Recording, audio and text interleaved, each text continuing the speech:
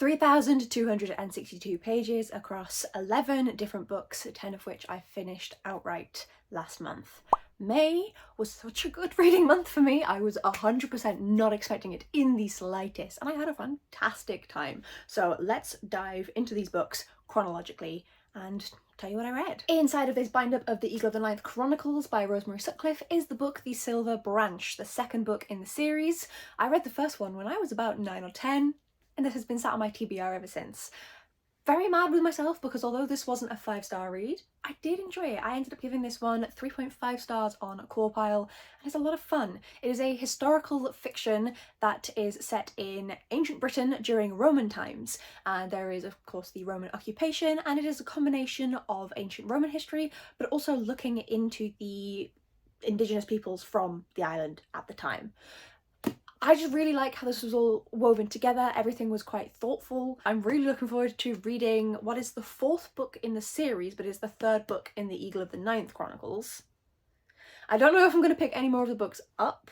I'm debating buying a full set, but for now I will be happy with having read these. But yes, if you are at all interested in ancient Roman history, highly recommend. It obviously doesn't have the most up-to-date finds like included in it, because of when it was written, but it does have a lot of like actual archaeological sites that we know were present, mentioned and linked into the story, along with archaeological records and stuff like that. And I'm really glad I'm finally reading this set. Then I went with a book that was going to tear my heart out, and that is Before Your Memory Fades by Kawaguchi, which is translated by Geoffrey Trusloo.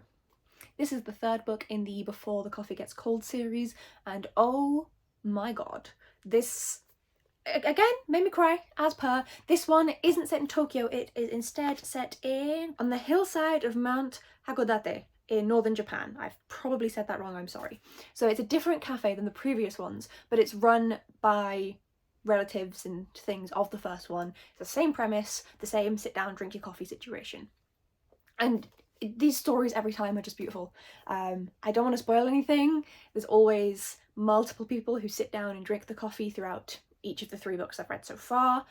The translation is done fantastically, personally, in terms of actually bringing this story to life in beautiful words in English. I assume it was written that beautifully in Japanese to begin with, but Trusloo has done a fantastic job at translating all of these books.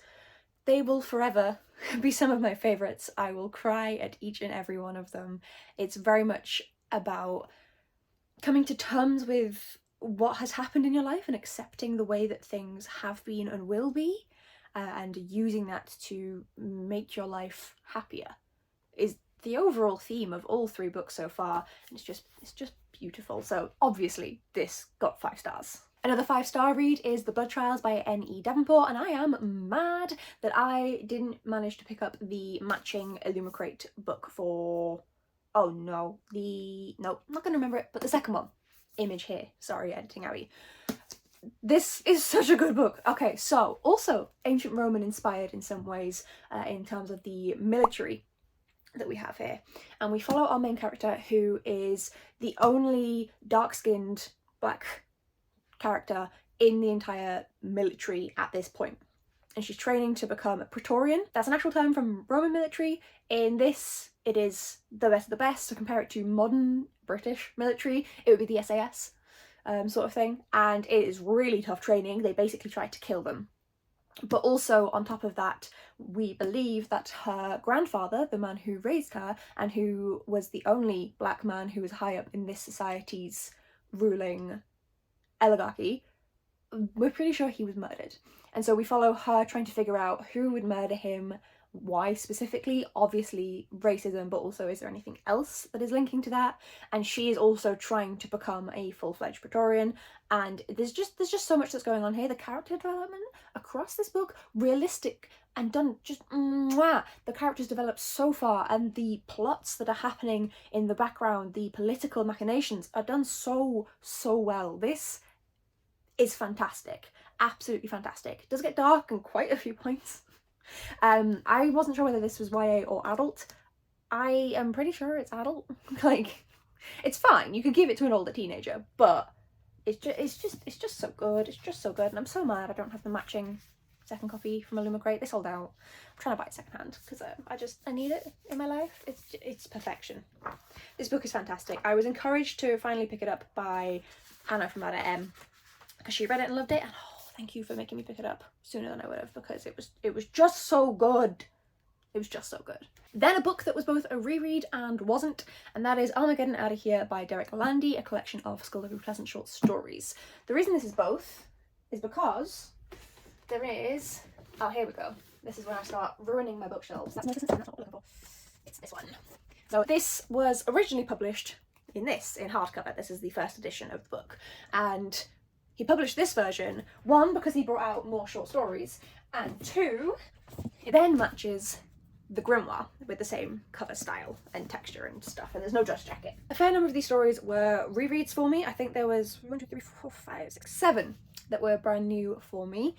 I really enjoyed those 7. They were really fun. This was, you know, a shoe-in. I ended up giving this 4.5 stars. Just didn't quite hit the 5-star mark for me, unfortunately, but it was really fun. Primarily reread, really fun to get some brand new stories in the skullduggery world. I'm always here for that. I always need new stories, and I really do recommend, if you can afford to pick it up, buying or going to the library and getting this out if you've read the other one and haven't read this one yet, because the short stories that are in here that are brand new are a lot of fun. I told you I had a good reading month because I have another 4.5-star read, and that is Red Queen by Christina Henry. This is the sequel to Alice, which is her dark Alice in Wonderland retelling, and I read that in 2016 and just took forever to actually pick this one up. Yeah, oops. But finally read it and really enjoyed it. For some reason I was worried that like past me had enjoyed Alice, but like my taste would have changed. I wasn't sure whether this was YA or adult, and so I thought like I'm moving away from YA now, so I was like, oh no, if it's YA I might not like. No, it was great. I loved this. I absolutely flew through it. I couldn't put it down. I read it so quickly. I can't remember the exact number of days, but like very quickly. I was struggling to put this down. I think I read it in 2 days. And I only put it down because there's like a part 1 and a part 2, and I was like, I need to stop. I have other things to read, other things to do. I obviously can't say too much about this because it's a sequel, and I read the first one forever ago, but basically our Alice was put into a mental asylum after being betrayed by a friend, because she has magic and that is not allowed where she lives. And it then goes down this whole thing, and it's a combination of all the madness and the weirdness of Alice in Wonderland mixed in with more modern day like kind of crime situations, like with crime bosses and like underground groups, and yeah, it's great. I don't know how else to describe it. I'm sorry, just trust me. If you like dark retellings, I really enjoyed these. I really enjoy them. They're a lot of fun, very quick reads. They do have a YA consistency to them in how they read, in that it's very fast. That happens with a lot of YA. YA is just very quick to read, so they are quite fast to read, so it does have that in there, but there are a lot of dark topics, dark themes, and I wouldn't go and put this in the YA category. I think this is an adult book, but just FYI, because I know that would change some people's minds. Then one of my lowest rated books of the month, and that is So Long and Thanks for All the Fish by Douglas Adams, the 4th book in the Hitchhiker's Guide to the Galaxy trilogy.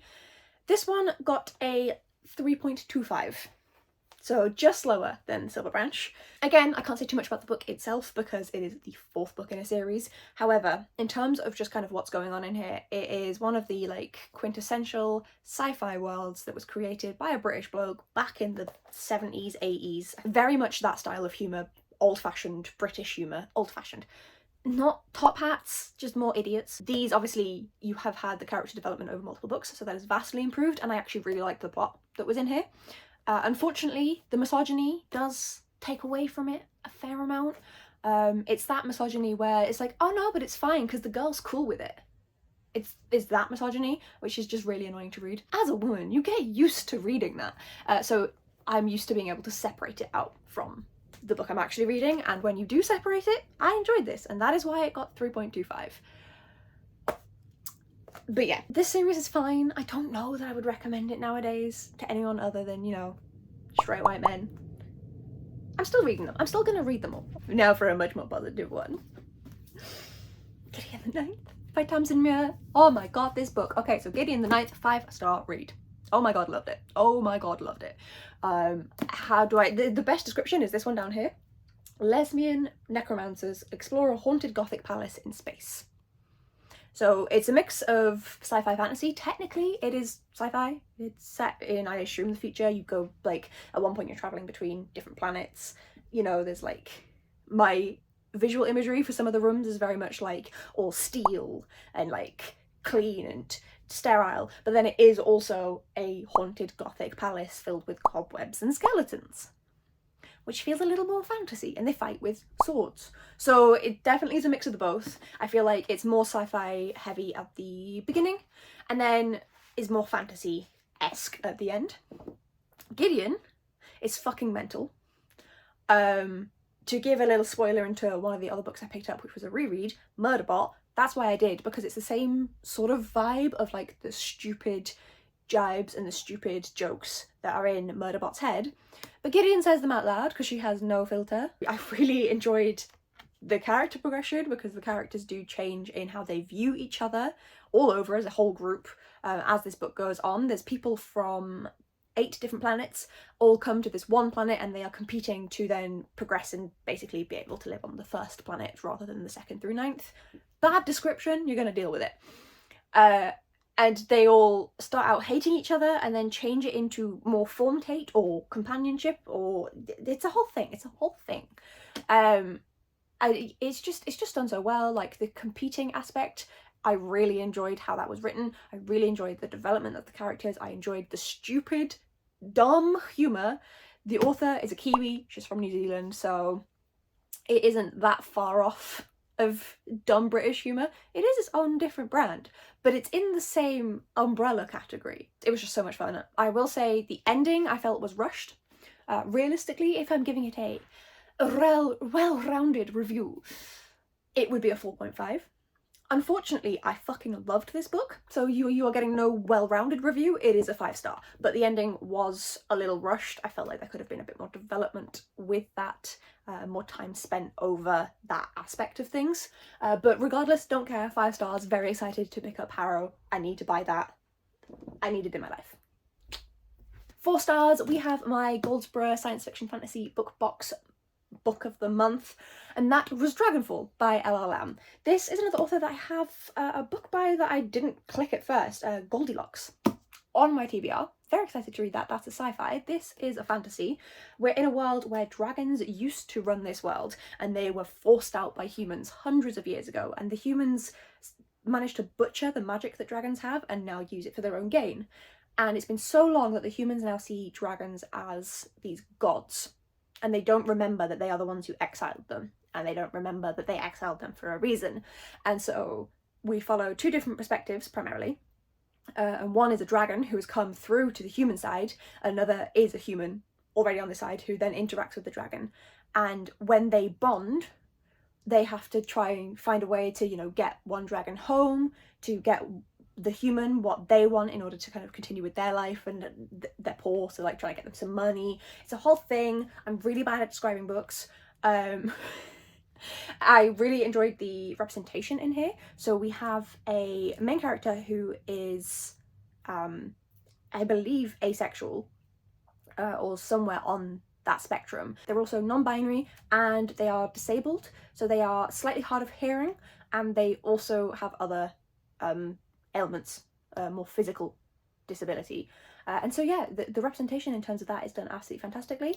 I did really enjoy seeing how the world was built. This was just a 4-star for me, unfortunately, because I felt like the world building could have been done more smoothly. There were points where it felt shoehorned in, that we were getting too much at once, and it was very much like, learn this now, learn it.